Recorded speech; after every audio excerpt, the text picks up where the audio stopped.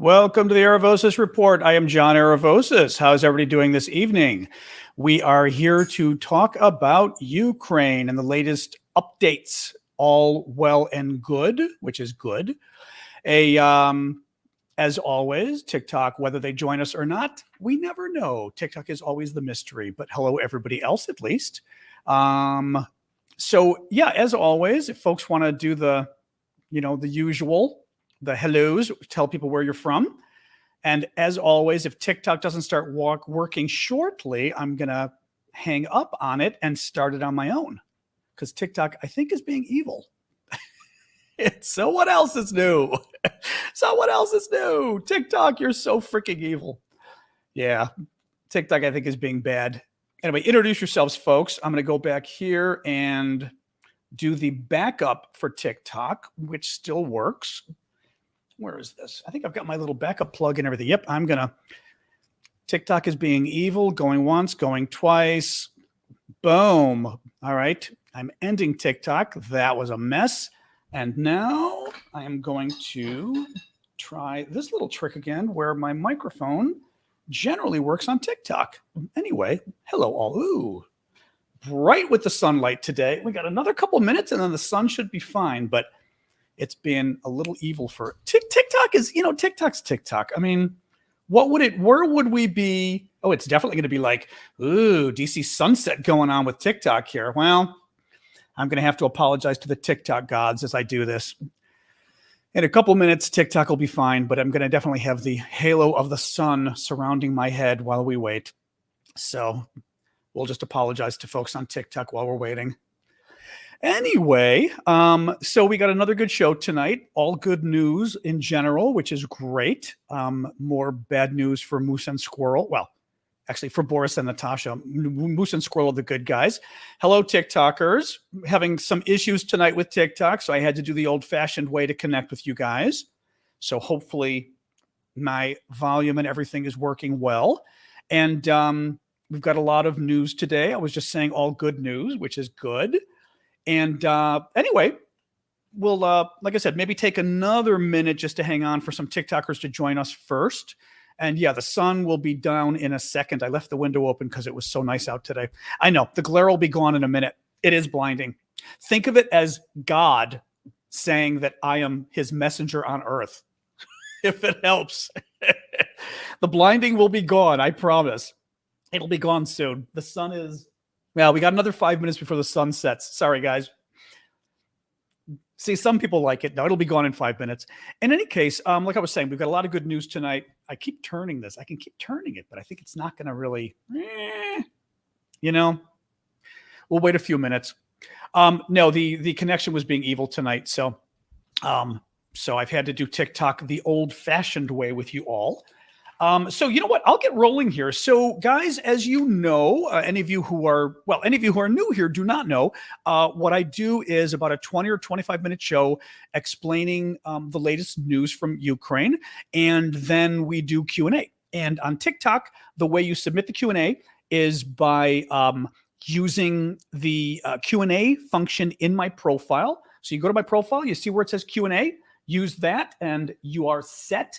And for the rest of you, thank you for the gift there. I'm going to clean up my TikTok mirror there, my camera. For the rest of you, obviously use the comment function on the bottom. Super chats are always welcome on YouTube to support my work. I very much appreciate it. On TikTok, gifts are also very much and exactly now that I'm doing the regular TikTok streaming, you can do the hats, you can do the glasses, you can do everything today. So thank you on TikTok for that. And let me tell you really quick, we've got, Patreon. Thanks, guys. Thank you to Shane, our newest Patreon subscriber. I've got a Patreon set up as well that you guys can help out at. It's patreon.com/Aravosis. And when you join my Patreon, you also can use it for some special benefits over on my Discord. You don't have to, but you can, which is discord.aravosis.com. So thank you guys for that. All right, I'm going to jump right in. We'll close. We've got an auction, some cool stuff going on at the Discord, but I'll talk about that at the end because I know you guys are just itching to hear the news. So very interesting what's going on with the news in Ukraine. Actually, back in America, I should say about the news in Ukraine. Thank you for the burger there. A new poll came out from Reuters. Reuters is a very respected news outlet here in the States, very objective. And new poll came out about Ukraine and American attitudes towards it. And absolutely fascinating what this, I mean, I pulled out several portions of the poll because it kind of blew my mind. I mean, how good this poll is. So listen to this. 73% of Americans agreed that the United States should continue to support Ukraine, despite Russian warnings that it could make use of its nuclear weapons. In other words, the poll made clear that people were asked, and they said, look, Russia has threatened nuclear weapons. Do you still support Ukraine? Continue supporting Ukraine? 73% of Americans said yes. Okay. Now, both Democrats and Republicans agreed, although there was more support among Democrats, 81%. Republicans were at 66%, but that's still pretty good considering Republicans have had Donald Trump, especially, who has been knocking aid to Ukraine. Fox News has been horrific about it, absolutely horrific, undercutting aid to Ukraine. Those numbers are good. A majority of Americans, 58%, said that they were afraid that the country is heading towards nuclear war with Russia. Now, thank you for the flowers there. Keep that statistic in mind as well, okay? 58% of Americans are concerned that we may be heading towards a nuclear war with Russia, but 73% still want us to support Ukraine. Thank you for the hat there. And 66% said that Washington specifically should continue providing weapons to Ukraine. So the earlier number, 73%, was supporting Ukraine overall. In terms of weapons, 66% of Americans support providing weapons, even though 58% of Americans are worried about nuclear war. They still want us to support Ukraine. That's fabulous. And listen to this. 66% of respondents said Washington should continue providing weapons to Ukraine. Back in August, the number was 51%. It went up from 51% to 66% of Americans who want Washington to continue providing weapons to Ukraine. So the number is actually going up. Now, I would argue, this almost reminds me of election stuff. People like a winner. What do they say? Nothing wins like success. There's some kind of an expression in politics like that. And basically, the idea is that people like to get behind a winning horse. They don't like to get behind a losing horse. And in politics, if you're doing well in the polls, it might mean you can bring in more money and things like that, right? Whereas in this case, it is also, I think, the support for Ukraine. Thank you for the lights on TikTok. The support for Ukraine is growing with the American public because they are seeing, I think, the fact that the Ukrainians are having success, that the Ukrainians are starting to win this. The Russians are starting to lose this. Now, having said that, obviously, Ukraine is not winning this in the next week. Russia is not losing this in the next week, okay? So it's not like Russia's losing it in that way. But if you look at where the war is now, Russia's losing, Ukraine's winning, but Russia has 20% of Ukraine's territory, so it's going to take some time for Ukraine to get it back. So that's, you got to balance all this stuff together. Thank you for the pancake on TikTok.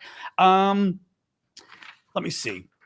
So listen to this last point on the poll, and then I'll go on. But I was reading, just for anybody who's joining us, I was reading through a poll from Reuters about Ukraine, of American attitudes. That's fascinating. Overwhelming number of Americans continue to support Ukraine with weapons. Thank you for the hat. Listen to this. 68% of Americans said they were more likely to back a candidate in the next election who supports continued military aid for Ukraine. 68%. 72% said they were more likely to support a candidate who supported Ukrainian refugees.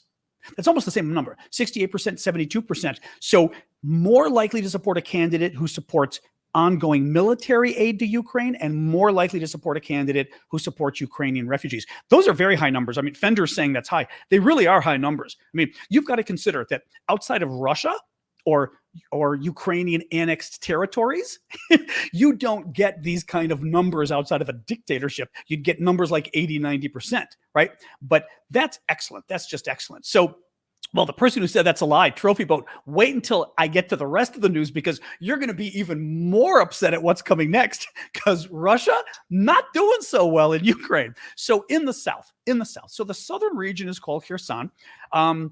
I don't have a lot of maps for you today, but I will pull up my handy dandy. Actually, you know what I'll do? I'll just pull up the map of the regions. Actually, not for you guys. Oh, you know what I'll do for you guys? Hold on. Because we were having a problem with TikTok today, I'm going to mirror my thing. I wasn't able to do my maps because usually I stream to a couple services at the same time as I stream to TikTok, and I'm able to put a map on the screen for you guys. But what I've got for you all is my t-shirt map. So actually, I'll take it down for you all as well. And the handy dandy t-shirt map. Oh, hang on. I'm going to reverse myself here for the, I got to reverse myself on the mirror. There we go. All right.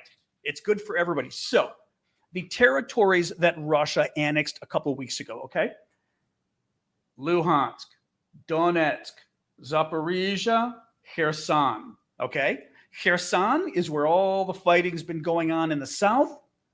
Here on the outskirts of Luhansk, just north of Donetsk, all the way east, it's called Kharkiv, this province, right at the intersection of really Donetsk, Luhansk, and Kharkiv. These provinces right around here is where a lot of this fighting's been going on in the east, okay? First, we're going to start talking about Kherson and the fighting that's been going on in the south. Specifically, there's the river that cuts through all of Ukraine here, okay? It's the Dnipro River. The fighting has been going on north of the river down here because, and this is what's really interesting, and I always make this point, and it's an important thing for you guys to remember whenever you hear about the fighting going on in Kherson in the south. Russia's troops in general in Ukraine are south and east of the river, okay? They're up here. Well, they were up here until the Ukrainians kicked them out. They're over here. They're over here. They're over here. They're over here. And they're down here in Crimea, east and south of the river. Where are they on the other side of the river? Here in Kherson, in a little portion that was right over here. Well, the Ukrainians kicked out about a third of it already, and now the Russians are here north of the river. Well, there's a couple problems. I mean, you don't have to be a military mastermind to figure out if you're 15 to 20, 25,000 troops north of the river and everybody else is south and east of the river, you're alone. And you're especially alone because the Ukrainians blew up the bridges. And the Ukrainians have been blowing up the bridges repeatedly. Those Russian troops are stuck. And they're not going to be able to get away. They're not able to get reinforcements. They're not able to get food, ammunition. And when the time comes that the Ukrainians are able to corner them and basically push them all the way back to the river, these guys are pretty much going to have to swim for it, really, because it's going to be almost impossible for them to get across these bridges. They can do it on foot, but they're not going to be able to do it with any of their military equipment with them. So it's going to be really bad for the Russians. Now, let me get my glasses here. A little bit here. Actually reinforcing this from somebody else you can trust even more than me, the United Kingdom's Ministry of Defense. So the Ministry of Defense of the United Kingdom put out an intelligence update this morning. Ukraine's armed forces started a new phase of offensive operations in Kherson Oblast, which is the oblast in the south, the region in the south I'm talking about, on 2nd of October, so it would be 4 days ago. Advancing south, Ukrainian units have pushed the front lines forward by up to an additional 20 kilometers, which is about 13, 14 miles. So they've pushed the Russians back about 13, 14 miles, about 20 kilometers in just the last 4 days. Huge, because there's a lot of villages there and each village has to be cleared out. So it's a big deal. Primarily making gains along the east bank. Russian forces have typically broken contact and withdrawn. So what this is saying is typically when the Ukrainians come up against the Russian forces here, the Russians kind of end up caving and running away. And they withdraw to another town further back where they think they're going to be able to better defend themselves, right? Russian commanders are likely to see the growing threat to the Novakhovka sector. Now, Novakhovka, it's not going to really, I can't show you on my t-shirt map, but Novakhovka is pretty much right at the tip of my finger here along the river, okay? You got Kherson, the city. I'm going to say 40 miles, 50 miles maybe, Novakhovka over here. And the Ukrainian troops are north, maybe 10, 15 miles north of there is the line of fighting. So they're pushing down.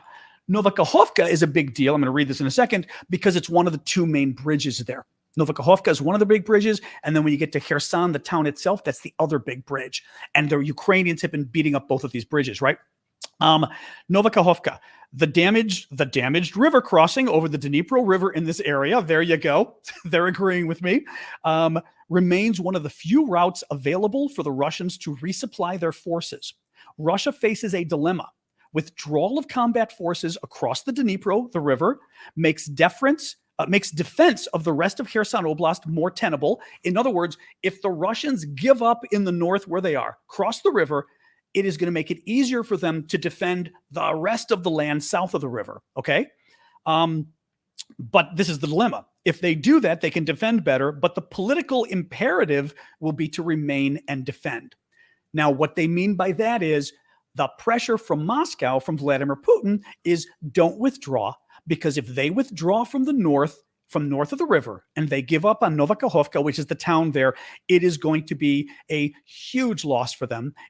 They're going to not just lose Novakhovka, they're going to lose the town of Kherson, which is very important to them, but also hugely symbolic as well, losing that. And then it starts to jeopardize. Then when you start to get all of those areas, then you start to jeopardize the water that's going to Crimea, which is the region the Russians stole in southern Ukraine back in 2014. So this whole area, very strategically important for the Ukrainians. Now let's talk a little bit about the East.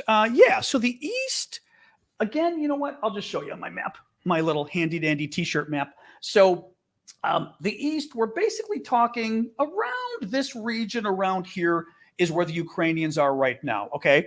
And where a lot of the fighting's going on. What the Ukrainians want to do is, actually, excuse me, they're all the way over here. They're all the way over here. They're right near Severodonetsk. Severodonetsk is the city I'm pointing to right here. That's the town a couple months ago. You might remember the name because for like a month and a half, the Russians and the Ukrainians were fighting over this town. And remember how it was almost going nowhere? I mean, the entire town was destroyed. And you kept hearing about this important town. This was the important town. Mind you, the Russians fought for a month and a half to win this town. So losing it again, hugely important just symbolically to the Russians, let alone it's important because you get this town and all of a sudden now you're starting to attack the rest of the region. And now you're getting into the real, Luhansk, especially Donetsk as well, the real home to, I'm trying to find the right words here because a lot of our media uses the wrong phrases. They talk about, Russian-backed separatists, and it makes it sound like there's a civil war in the East. There's no civil war in the East. The Russians, thank you for that on TikTok, the Russians have basically been financing terrorists and shipping in their own terrorists to cause trouble in eastern Ukraine. In any case, let me give you a little bit more on that from the New York Times. Military experts say that Ukrainian forces have almost certainly set their sights on 3 cities in the northern part of Luhansk province. Svavote, I've mentioned this to you guys on other shows because I always have a hard time pronouncing the name. Svavote, Kremina, and further east, the city of Starobilsk, which is another rail hub valuable to Moscow because of its proximity to the Russian border. Now, one of the points I've made to you guys repeatedly is one of the neat things the Ukrainians are doing is very smart here. They keep going after Russian logistics. And by logistics, I mean supply lines. The Ukrainian troops need food and water. They need ammunition. They need fuel for their tanks and their vehicles. A tank needs to be refueled every 24 to 48 hours, right? Well, if you're moving across country, where are you getting it refueled? And you're in hostile territory, right? These guys aren't, this isn't like they're in Russia. They can't just go to a service station and say, hey, help me out, right? Not that a tank could really pull into a service station anyway. So what is happening is the Ukrainians have been so smart about going after the supply hubs in the east, and now they're looking at going after even more supply hubs, and those are the towns that are mentioned there. Now, I was going to show you a video. So this was a video I mentioned last night to you guys, and I'm going to show it to you. I was a little suspicious. Oh, God. I'm trying to think of how to do this because TikTok screwed up today. Normally I'm able to sort of beam to both of you guys at once. I'm trying to think how we're going to do this. You know what? Let me do this. I can do this. I can beam to these guys. You guys right now. Let me stop this a second. So this video is from the town of Belgorod in Russia, which is right across the border in the east. And it shows Ukrainian, have a good night, Syndicate. It shows Russian troops, new recruits complaining about how bad the situation is for them. And I mean, horrific. What I'm going to try to do is I'm going to try to show this to my YouTube audience. And to you guys, I'm going to hold my phone up and see if you can get enough of the... do not disturb. If you can get enough of the script on the bottom to read, and let me know. Oh, the trolls are always bad, but they're particularly bad, you know, because it hasn't been good. So let me start this for those guys. And now for you all, let me see if I can show you this. Hopefully, you will be able to read the script at the top. I think you can. Yeah. So as I said, these are Russian troops, new recruits complaining. Okay? Это же не говоря об амуниции. Вот, нам выдали боевой комплект, то есть боевые патроны. Были найдены в части. Они были найдены на улице в части.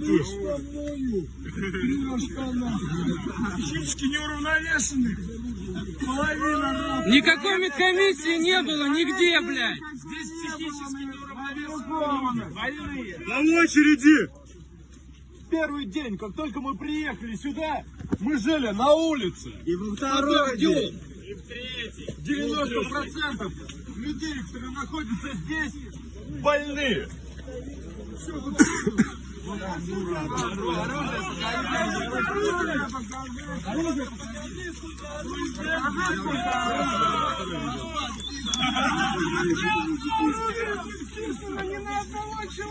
Ни одно оружие не вписано ни на одного So these are new Russian recruits talking about how they've been handled and treated. Автоматы списаны со склада, нигде не числятся. So basically, and I'll stop because it goes on for a while. So basically, these guys are saying that they have been, all of them got sick. They had to go out and get their own food. They're not even being provided with food. Now, this goes and backs up what we've been seeing. Thank you for those on TikTok. This goes with what we've been seeing already. I'd shown some videos either early this week or last week that were showing some of the new recruits showing their barracks and how disgusting the barracks were for the new recruits and how, I mean, literally it was a pigsty. There was garbage everywhere. The toilet was like a Turkish toilet, but there was just garbage thrown everywhere. The most disgusting thing. And this is what these guys, you know, my YouTube is John Aravosis DC. So my name, Aravosis, John Aravosis DC. Now, let me get a little, see, at the end, I've got two funny videos that I'm going to have to figure out how to show all of you because they're really good. So, boom, Hertling. Okay, this was a small point, but very interesting. General Hertling is an American general. He's the former American Army commander in Europe. Very smart guy. Really like him. He's on CNN a lot talking about the war. So I can move my camera a little now that the sun has gone down. Talking about the war. He's very good. He was tweeting yesterday about the war, and he mentioned that 60,000 Russian troops have already died in the war. Now, what struck me as interesting is that Hertling, as I said, very smart man, very senior military general who, as I said, retired a while ago. I guarantee you he is still talking to people in the Pentagon.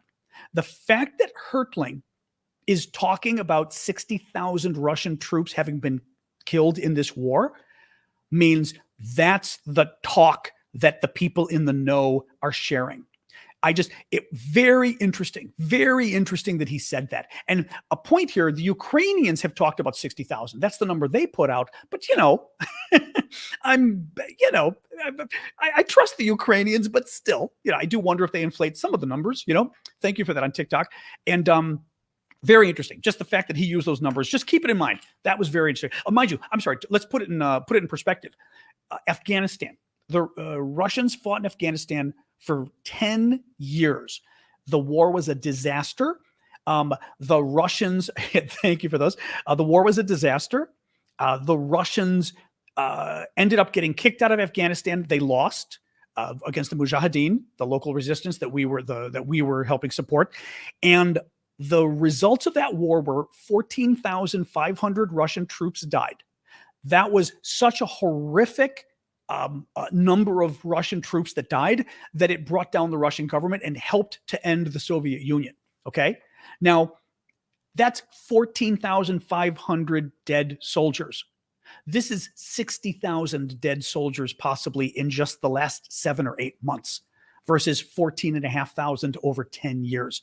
That's how a conservative estimate of the dead, of the Russian war dead, is 25,000 from what I've been seeing. That would be conservative. Okay. I mean, horrific what these numbers are for the Russians. Now, actually, I'm going to give you a quick little story, but that's a perfect segue to the other story because I'm going to talk to you about some of the ramifications back in Russia now. Not good. I mean, good for us, not good for them politically. But first, there was a quick story from Alaska today. 2 Russian men left the Russian Far East, Siberia, in a small boat and sailed all the way to Alaska, around 300 miles, which I'm going to say 450 kilometers, maybe. Thank you for the October thingy there. I'm going to say 450 kilometers, maybe 300 miles, and landed in St. Lawrence Island, so way out in the Aleutian Island chain, right? You know, the Alaska, big chunk like this attached to Canada, and then you got this big chain of islands, the Aleutian Islands, that goes out really far. Well, way out towards the end of that is where the Russians landed in Alaska. They've asked for asylum. The federal government is now involved, you know, talking to the men, etc. But very interesting story. And they basically said they didn't want to fight in the war. They didn't want to fight, so they came all the way to Alaska. Kind of wild. Just to remind folks, you are watching the Aravosis Report. I survive by your support with the media, by doing independent media. If you would, please keep in mind providing gifts. One of the best ways you guys can support me, give gifts, super chat questions, or the gifts on TikTok. That's real money, and it helps me. And frankly, it helps other creators as well. If you got other creators you like, give them gifts too, guys. 2, follow me. Make sure to follow me on TikTok. Make sure to follow me on YouTube and everywhere else. And then finally, share and comment. If you can share and comment, it helps to do just to get things going. Oh, and you can join Patreon too, of course. Yes, Patreon, patreon.com/Aravosis. All right, guys, let me continue. You are listening to the Aravosis Report, where I summarize the latest news from Ukraine, and then we do question and answer. A little more summary here. So Russia, the New York Times reported today on more problems the Russian government's having, but the defense ministry, what's been happening is some of Putin's allies and also some of just the Russian establishment themselves, they're trying to find an outlet of who to go after because they know the war isn't going well. They know they're losing. Thank you for that on TikTok. And they're trying to figure out who to go after. You can't go after Vladimir Putin because if you go after Vladimir Putin, at best, you're going to go to jail. At worst, you're going to be, you're going to go bye-bye. It's not a good thing, right? So they've been going after the Secretary of Defense, Shoigu. And it's been, like I said, very interesting. One critic yesterday is the Russian installed official in Ukraine, and meaning Russian appointed, Ukrainian, but Russian appointed. So basically, he's an apparatchik. He's part of the Russian state now. He came out and called on Shoigu. I'm trying to think of the way, a TikTok safe way and Twitter, YouTube safe way to say this. He called on Shoigu to end it all, shall we say. He said, many people are saying that as an officer, the defense minister could simply shoot for being the one who let things get to this state. This is not the first time. There's the nightly shows in Russia that if you've ever seen any of the crazy translated shows from Russia and where they're always talking about, we're going to, launch a nuclear weapon at Paris, and they're always bragging about their nuclear weapons. Those shows are the shows that a lot of this stuff usually happens on. They've been talking for about a week now. They keep talking about how these people should be put to death. I mean, it's crazy. It's absolutely crazy talk. But especially in a country, thank you, Anthony, for that, especially in a country like Russia, where it's a dictator, unalive himself. There you go. That's the way to say it. Well, or they're either unalive or they're saying these guys should be executed is what they're saying. Now, for somebody like Putin, it's dangerous because he can point the attention over to the Ministry of Defense, right? To their Department of Defense. The problem is twofold. One, it's still Putin's guy. It was still Putin's decision to invade. And it only goes so far to say, well, Vladimir Putin got lied to, and he didn't know. I mean, because after a while, you're like, dude, come on, you're Vladimir Putin, right? Everybody knows you are in control of everything in that country. You can't say, well, I just had no idea, right? I just had no idea the Ukrainians wouldn't like that we were coming in. Come on, dude. And you were a spy. The guy was KGB, right? Which was the big Soviet spy agency, evil as evil can be. Anyway, that's the first problem. The second problem is a story broke a couple of weeks ago, but we'd heard about this previously, that Putin has been calling the shots in Ukraine, that Putin went around his defense minister, went around his the Russian equivalent of the chairman of the Joint Chiefs of Staff. So in other words, the defense minister is the top civilian running the Department of Defense or the ministry. The chairman of the Joint Chiefs in America is the top military official, uniformed military. So Russia has the same thing, the Minister of Defense, and then this, I think he's called maybe Chief of the General Staff, I believe he's called in Russia. And Putin's been going around them because he didn't like them. So Putin's been calling the shots in the war. Putin's been giving orders for the troops to stay. When the troops decide locally that, we ought to withdraw, it would be safer and we'd get more done, Putin's been giving the orders and telling them, no, stay. So it's going to be hard. I will say Russian TV won't have the nerve to criticize Putin. But it's going to be hard for Putin to get away with the Russian public not knowing this, that he's the one to blame. We'll skip that now.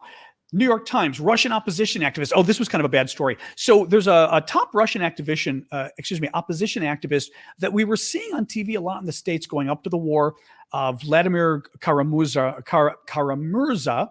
The Russians arrested him towards the beginning of the war for speaking out. He is now being charged with treason, which can get you up to 20 years in prison. They're claiming that he worked with a NATO member country against Russian interest for years. Thank you for that. Which is, total BS. He's Russian opposition. I want to say, isn't he the guy, because I saw his picture today, isn't he the guy that one of the guys that they poisoned?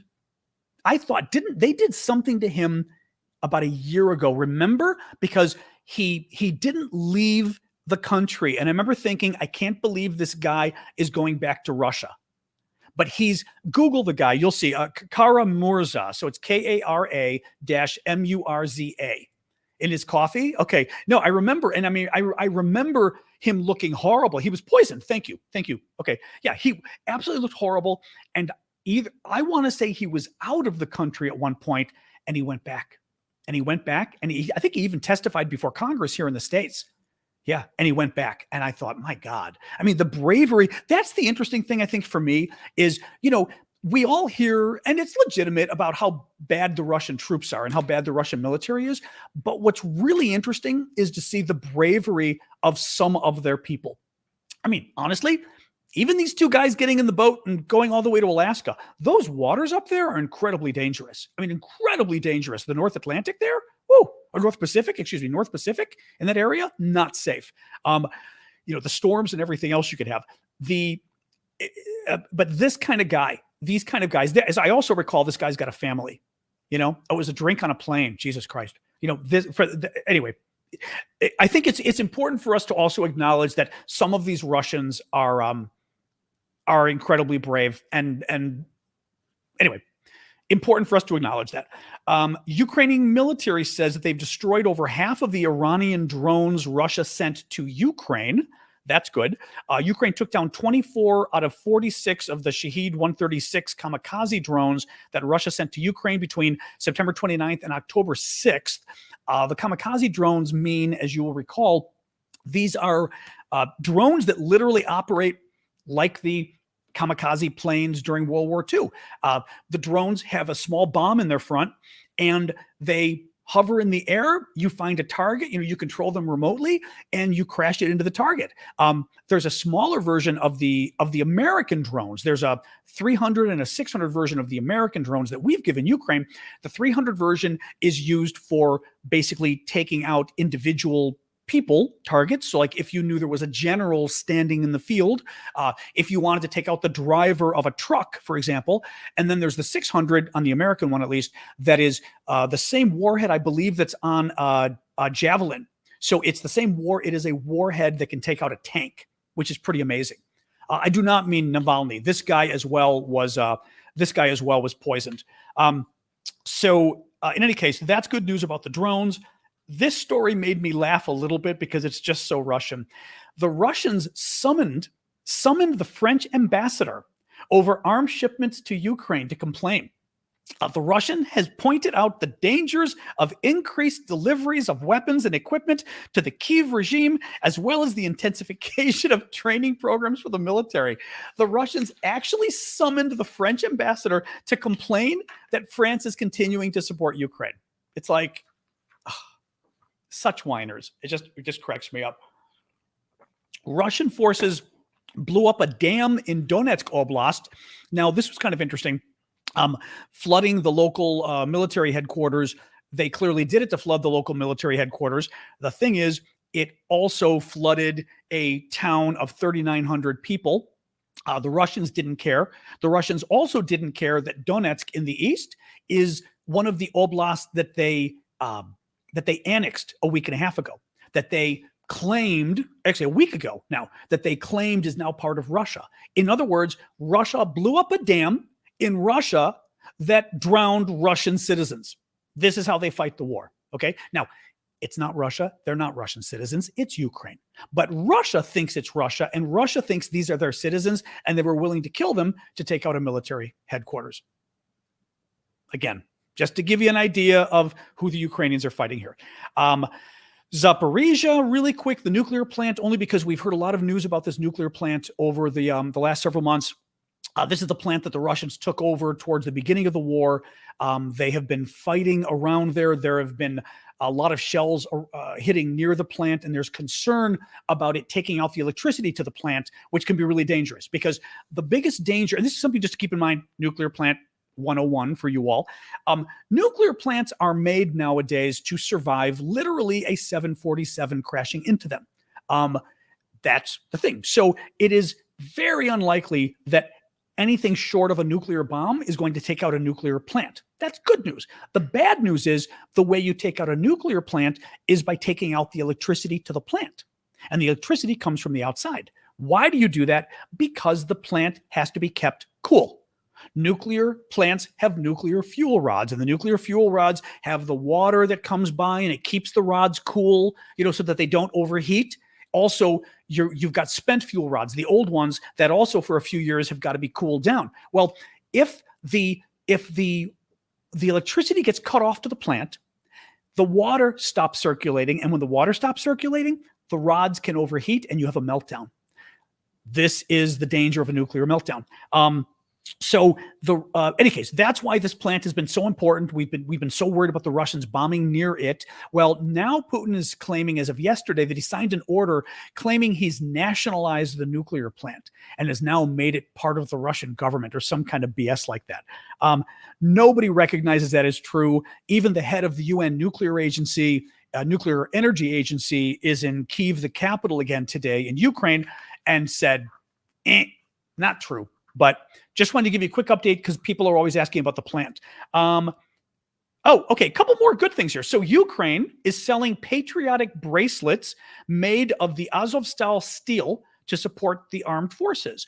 The Ukrainian fundraising platform United 24, you can Google it yourselves. I have nothing to do with this. I won't get any of it. But United 24, the number 24, and they're selling bracelets made from steel. That was steel that the Azovstal steel plant, okay? Mariupol, to get out my handy dandy t-shirt. So Mariupol, Ukrainian city down here. This is the city where the brave Ukrainian soldiers, 2,000 of them, were held up in a steel plant. And they fought for, remember, it was like a month and a half, 2 months. They were fighting against the Russians. It was only 2,000 Ukrainians fighting 14,000 Russians, and they held them off for like a month and a half. Okay, there you go. Somebody's sharing the web address. It's U24. So the letter U24.gov.ua. And yeah, I checked it out. It's pretty cool. It's pretty cool. So they're selling bracelets made from steel because it's a steel plant. And it's like the last batch of steel the plant produced before the war, and it got bombed by the Russians and everything else. And they made little bracelets like the woven black thread with a piece of steel, and the piece of steel has got the Ukrainian trident on it. It's really cool. It's really cool. I've actually asked Vlad, my colleague in Ukraine, who we do a lot of our fundraising with, actually a lot of our fundraising with Vlad, to get us several, so maybe we can auction them off, which would be pretty cool. I told him I want one anyway, but I'd love to auction some off as well. The problem is, if you order them, you'll see what I mean when you go to the site.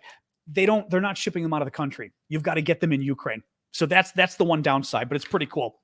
Last little story, that submarine. So a number of you have asked in the last day or two about a very scary story about a missing Russian submarine.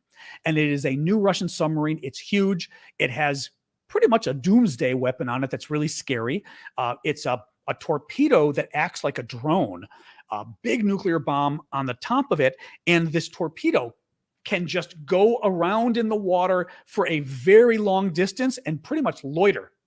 Nobody can find it once it's launched. And the idea is this torpedo could go into a port in any major city and just blow up the city, from the port, because it would be such a big nuclear bomb. Very scary thing. Couldn't be stopped. Well, the sub supposedly disappeared several days ago. People were worrying about it. Well, what it ends up being is they've now spotted it in the Arctic. Nobody quite knows what it's doing, but the military analysts are saying, look, it's a new sub. It just was commissioned this year, just a couple months ago. The sub, came out and took off in the water, however subs do. And it would not be unusual for it to be traveling around the Arctic. These are Russian Arctic waters, in Russia. So, nothing to really worry about. Having said that, is Putin going to try to freak us out? Of course he is. As I've said all along, I don't think Putin's going to use nuclear weapons. I do think he's going to try to scare us into thinking he's using nuclear weapons. And one of them will be playing around with this sub and just trying to scare people. So I would not get. Now, all right, I'm going to show you, the last two videos that cracked me up just tremendously. I'm going to show for the YouTube folks, I can do it automatically. For you guys, I'm going to show you on my phone. This was fabulous. So these are Russian. Oh, if we've got a lot of Russian trolls, wait till they see this. These are videos and mind you, I love that the Russians actually released these videos. It just makes me laugh even more. These are videos that the Russians released showing Americans would call it USO. It's when you get like all the movie stars to come and sing songs for the troops to cheer them up. And it's very exciting. And, in the US, it's always the top most famous Hollywood stars and the most famous singers and, the beautiful girls. And it's really neat. Well, in Russia, it's la la la. Someone saw it. I see someone already making the joke. It's the la la girl. So I've got two of them to show you. First is the la la girl. And then after the la la girl is going to be another guy who's worse in his own way. But you guys, I will show. And then you guys, I'm going to put it to my microphone and hopefully it won't be too loud for you all. So hold on a second. So.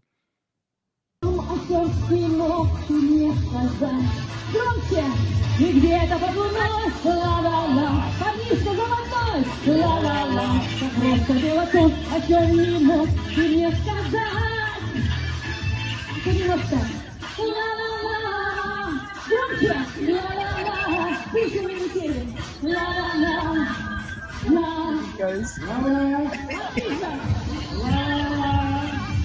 And now she tries to get this thing with her.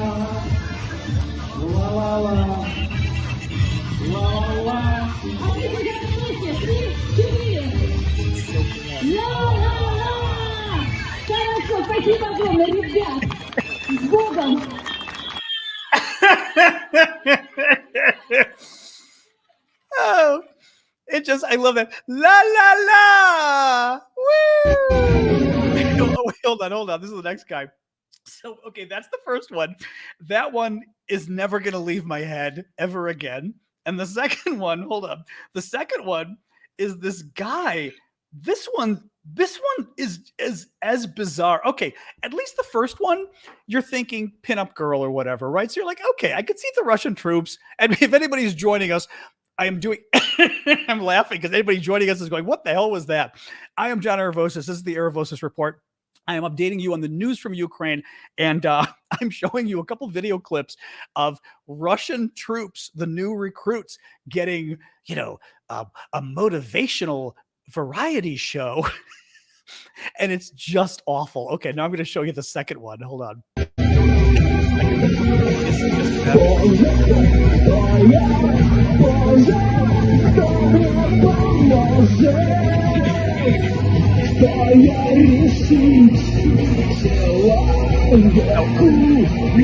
Some old guy.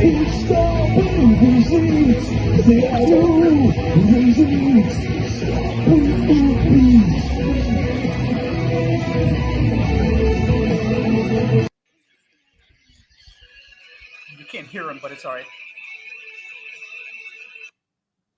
That was it. Yep. There you go. Woo! I don't think we got anything to worry about from those folks.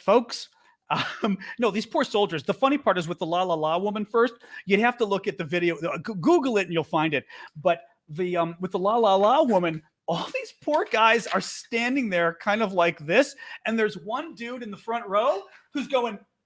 And you see this Russian military guy who's just like, he's grooving to the music. I mean, grooving to the music. And all the other guys are just kind of like, okay. I mean, there's a part of me that feels bad for these guys. It's only a very small part because, they are committing genocide. So not a very big part. All right, let's go to the Q&A. As always, like I said, guys, you're watching the Aravosis Report. This is what I do every day, Monday to Friday, giving you guys the latest news from Ukraine. I'm trying to do this full time between my Twitter account, my TikTok, all the updates on TikTok throughout the day. So if you can support me, I'd appreciate it. The way you can support is with gifts that are the super chat questions on YouTube, the gifts on TikTok, those, the hats and the glasses, all the fun stuff. They're very helpful. Make sure you follow me as well. If you're on TikTok or YouTube, please do follow. It helps a lot to actually have you follow, I found out. I like it anyway because I like you to see my content, but that helps.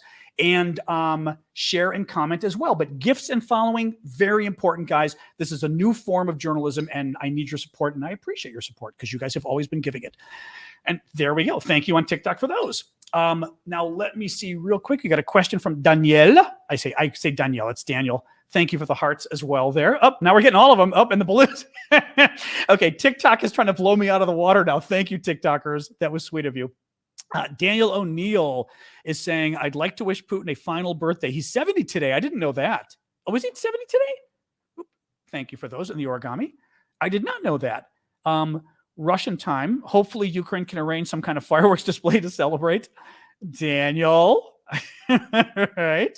Thank you for the hat and the mustache there. Oops, what was this? Oh, Anthony. Thank you, Anthony, for the I don't know if I thanked you before. The super sticker. I'm seeing it. Maybe I did. I think I did put it up earlier, Anthony. Thank you. Yeah, I just want to make sure I thanked you for that. I was going to tell you guys too. Okay, so for questions, obviously super chat questions work on YouTube, but you can, submit. I try to get to questions anyway, but I get so many of them I can't get to all of them. So on TikTok, easiest thing for you guys to do, thank you for the dog, is Marianne, thank you for that, is to use the Q&A function in my profile on TikTok and submit questions there is a great way to do it, okay? I'm going to actually look right now and see if any of you, actually 1 second here. I'll do a quick little Bash Brannigan, one of my old buddies here. Would China or India influence Russia against using nukes? Yes, they could. The question is, would they? It is commonly thought that China and India would get really pissed off if Russia used tactical nuclear weapons against the Ukrainians, right? The smaller nuclear weapons. So that is the thought, that they would get very upset about it. Now, to what degree would they weigh in? What the U.S. has been trying to do is the U.S. already approached China and India and have been asking them to weigh in with the Russians now. to get the Russia to basically tell the Russians in advance, don't this is too far. Thank you for that on TikTok. This is way too far if you go and use nukes. So we are trying. But some of the thought is that the Russians hopefully already know that, but honestly, I wouldn't necessarily think that. The YouTube account is John Aravosis DC. But I wouldn't know that because honestly, both of them seem to really want to saddle up to Russia. So, you hope, but they would be critical of it, but would they really cut Russia off totally? Would they join the sanctions regime? Right? I'm not so convinced. Marion, as always love when Marion does a super chat or super sticker and doesn't ask me a question I can't answer. Marion is famous for asking me really hard questions. No, I don't know about can't answer. Hard questions. I have to, I work hard for my money when Marion asks the question. All right, let me pull up my TikTok Q&A for you guys here. Otherwise, I can always scroll through the comments there, but the Q&As are a little easier because I can just pull it up here. Let me see. Can you discuss America buying medicine from help against radiation? Do they think we're going to be attacked? I have not seen anything about that. I did not see that. I haven't seen that at all. Now, I would say that's the kind of stuff we should have anyway. You know what I mean? It's just our government, emergency defense, civil defense, and all of that. But I haven't seen any stories about that. Typically it's iodine. We talked about it the other day because the Ukrainians have been giving out iodine to their citizens in a number of towns. Thank you for that on TikTok. So that's certainly been happening. Yeah. I did not hear about the U.S. doing it. Did not hear that. It's possible, but I'd be surprised. Hey mods, Cheyenne _515 got muted. Oh wait, hold on a second. You're not blocked though. You're only muted. Can you unmute Cheyenne _515? They are asking to be unmuted. And when somebody asks, I like to do it because usually trolls are not the kind of people who would ask politely. So thank you for that if you would.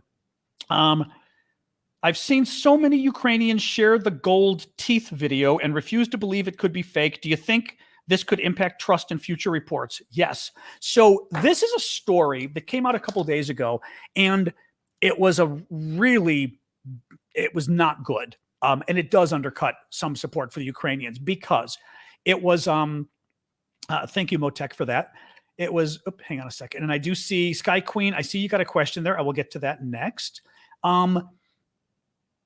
It was a picture of a plastic tub that looked like it had a bunch of gold teeth in it. And the story went out that it was found in a torture chamber. And mind you, still could be true from what I'm hearing. But it was found in a torture chamber, and everyone assumed, because it looked like it, that they were gold fillings pulled out of Ukrainian teeth. Well, everybody freaked out because this is something that Hitler's people in Germany did in World War II.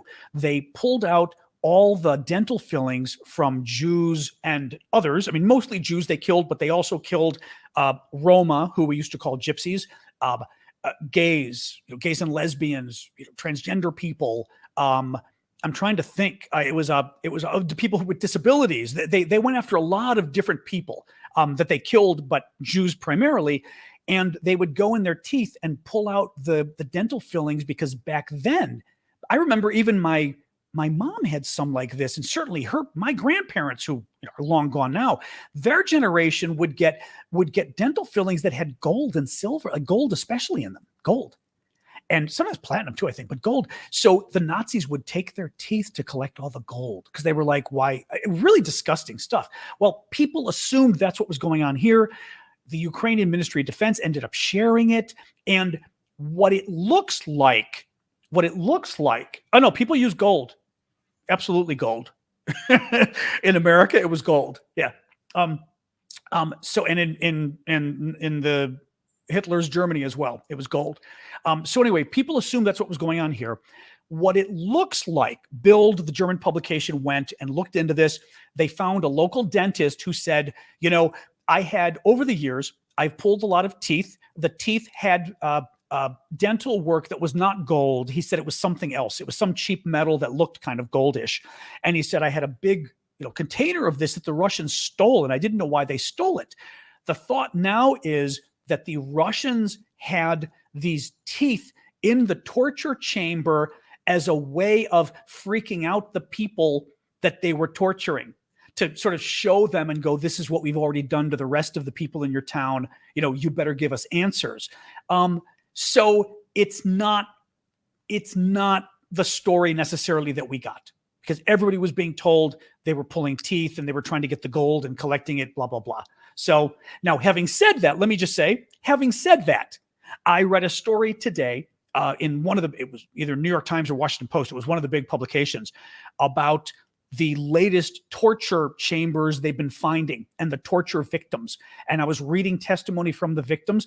It's horrific. What one old man, he's this old guy, leaves his town because of the fighting, has to come back for personal reasons, he said, comes back to town, goes back to his home or whatever. And around this time, some big Russian facility gets bombed. They think the guy somehow is a spy and gave the information. They pick up the guy. They grab, I'm not even going to tell you. I'm not even going to tell you, because seriously, it's gross, but also I'm really afraid of TikTok and YouTube getting striking me for this. Under his nails. Horrific things they did to this old man for hours trying to get him to confess. And he's testified about it now. So, maybe they didn't pull the teeth, but we are dealing with horrific people in terms of what they've done. So, but it doesn't help, because the Ukrainian government shouldn't have shared it. When you share that kind of stuff, you better make sure you're right, or people aren't going to believe you in the future. Thank you for the gift on TikTok. Sky Queen is asking, I'm curious to know what will happen to the Russians that surrender, like from the video in the last stream. Do we know? I know what you're talking about. She's talking about, yesterday I showed a video of a Russian BMP. Looks like a tank. Infantry fighting vehicle. Looks like a tank. For all intents and purposes, it's kind of a tank. And the Ukrainian troops were sort of lined up behind a little burn or a hill or whatever you want, a ditch. And the Russian tank comes through, and it's got a white flag sticking out of the tank, a white flag being held by one of the soldiers. And as it's coming close to them, the Ukrainian troops come up and it's like, hey, okay, over here, pull over, pop, pop, pop. And clearly it was an arranged surrender. The Ukrainians have a hotline they set up where Russian troops can call to basically find out, how do we surrender in a way that won't get us killed? Because obviously you're Russian. If you start coming towards Ukrainian troops, they're going to shoot you. And they said, we'll give you our tank or whatever, we'll give you our BMP. Well, the question here is, what do they do with those guys? Those guys are prisoners of war. I will say this. It kind of depends. They're prisoners of war, but we know that some of the people, for example, bringing over their equipment, like these guys bringing over their tank, they could get set up very well. Some of these guys, I know, thank you for the disco ball, at the beginning of the war, but I forgot what these guys had brought. I think they brought tanks, actually.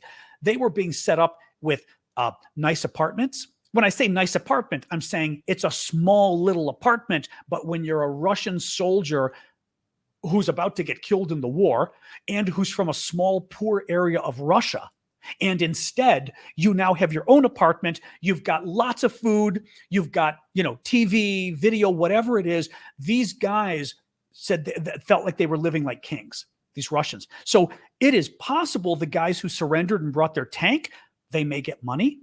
They may get put up in much better conditions than just Russian POWs. Russian prisoners of war, they're going to be, treated like prisoners of war, but for the rest of it, yeah, no. So I would hope, it's a good question actually, because I would hope that they would get treated better, Thank you, Motek, for that. Sorry, checking here, and I will jump back on, Oh, that's interesting. Oh, Deutsche Welle ran the story about the teeth. Ooh, that's the point of origin. Wow. Thank you. Thank you, Dragana. Oh, that's bad. That's bad. Yeah, Deutsche Welle should not have done that. See, this is part of, and I could talk about this another day. This is part of the problem with sort of the the new era we have in media where everybody's trying to get their story out soon, quick, and beat everybody else. And you are now seeing like the New York Daily Beast and some of these guys, they're just, and Newsweek does this. Newsweek used to be such an amazing publication. Thank you for that. The little Borg appendage, as I call it on TikTok. Newsweek was an amazing publication, amazing magazine. And now they'll do things like writing up a story like that. Well, in a Twitter account, they shared this image, and it's kind of like, I'll share that stuff with you. I will say this. I shared that thing of the teeth. I kick myself for doing it. What I did, but it was shared by the Ukrainian Ministry of Defense. And that's when I thought, well, they're sharing it. I will say this.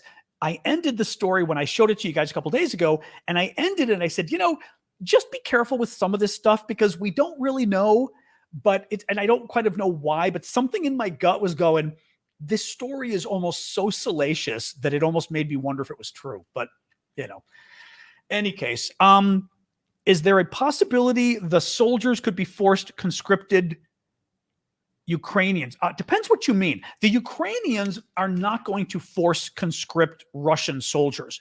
By forced conscription, we mean make you fight for them. Okay? The Ukrainians aren't going to do it.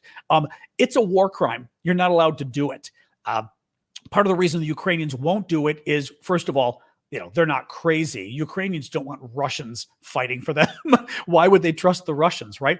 The Russians, on the other hand, and it's been kind of crazy, the Russians, on the other hand, have been forcing Ukrainians to fight for them. We've had videos at the beginning of the war. I showed a video at the very beginning of the war. This poor kid who looked like a teenager, and somebody's filming out the window in eastern Ukraine, and they're filming out the window. Thank you for the flowers. They do look cute. Filming out the window and showing this kid just getting stopped by Russian troops on the street, and they're trying to draft him, and he's a Ukrainian, and he's screaming and crying because he wants to try to get away. But, bad news. So, no, the Ukrainians have been warning that they're very worried about the Russians now in these 4 territories that the Russians now claim are part of Russia, even though they're not, that the Russians are going to draft the Ukrainian men there. Any Ukrainian men of draft age who haven't been drafted yet to Ukraine, the Ukrainian military, the Russians are going to try to draft them. And I just can't imagine why. Because, why would you? If I were drafted, I think of the Russian army invading America and they draft me. First thing I'm going to do is become a spy for the Americans. Second thing, I'm going to do everything I can to hurt the Russians. It just doesn't make sense to me. And then the third thing I'm going to do is surrender the first person I can see. Draft age is 18 to, I'm forgetting if it's 27 or 29. It's supposed to be. It's supposed to be. That was the conscription age. The mobilization age, I want to say, 65. It ended up being 65, 18 to 27. Yeah. But is the mobilization, it was 1827, I believe.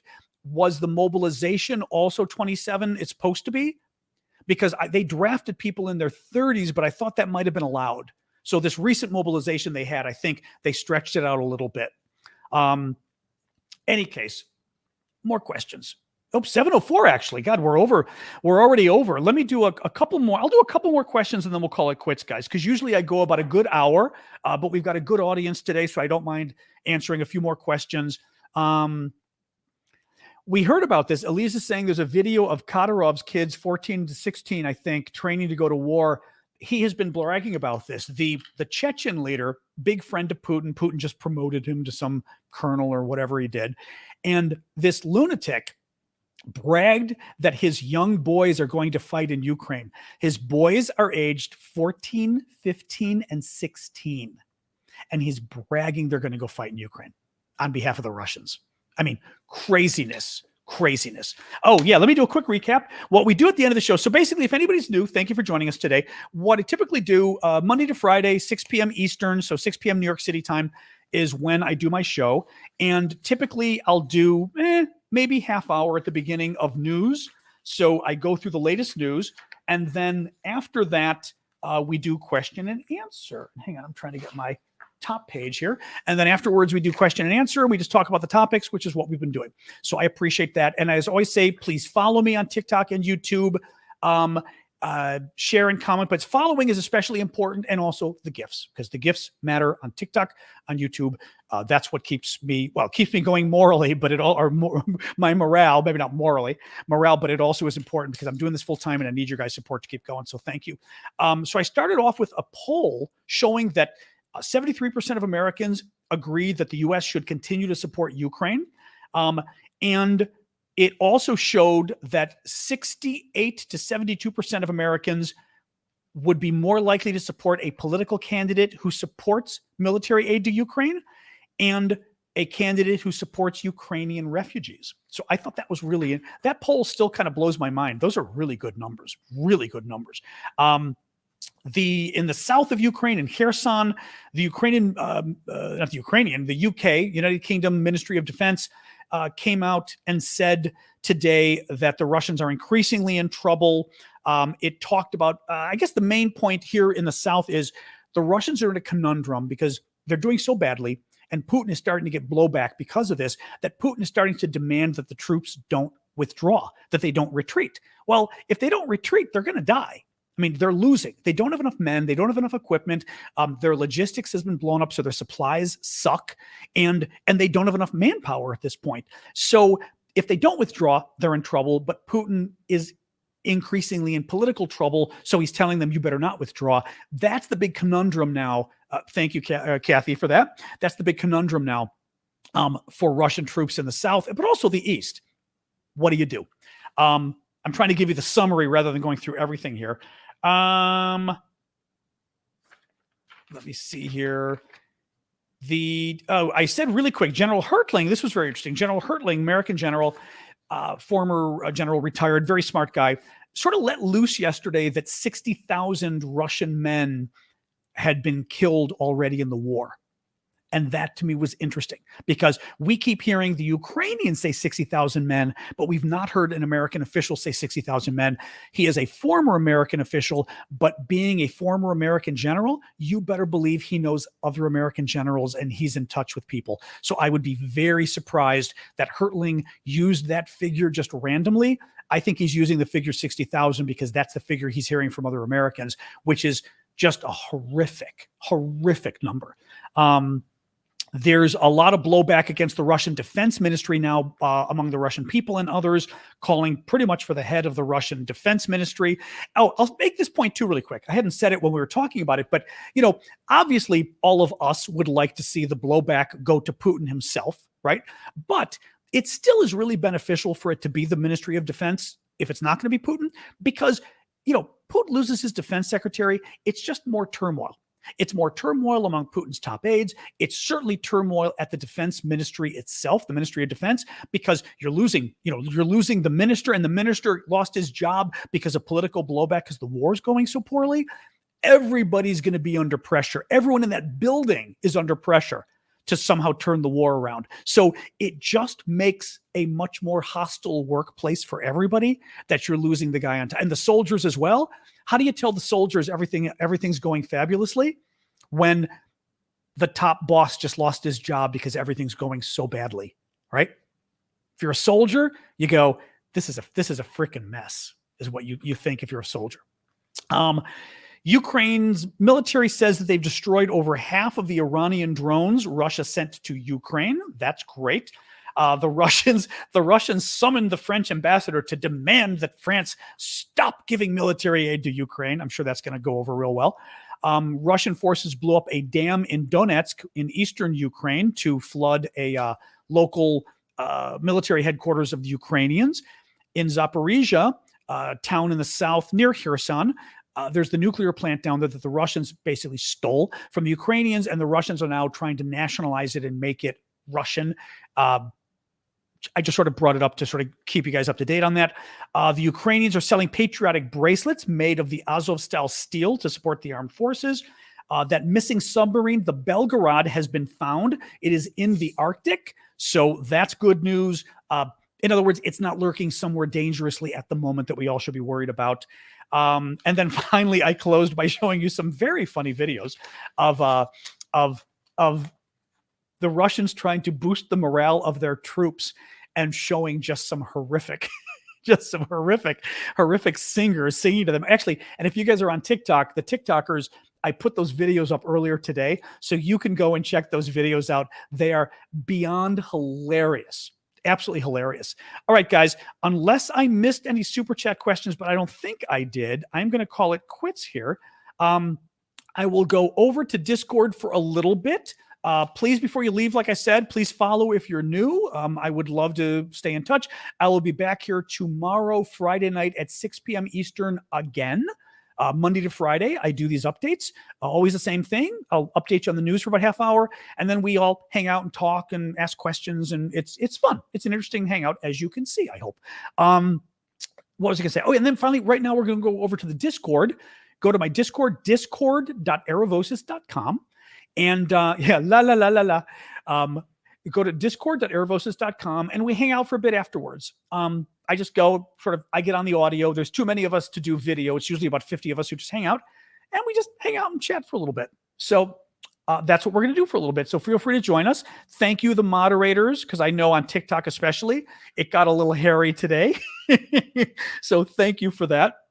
But this is great. This is great, guys. I appreciate it. All right. I'll see all you guys tomorrow. I'm going to sign off, and join me on Discord. I'll go over there a little bit. Like I said, discord.aravosis.com.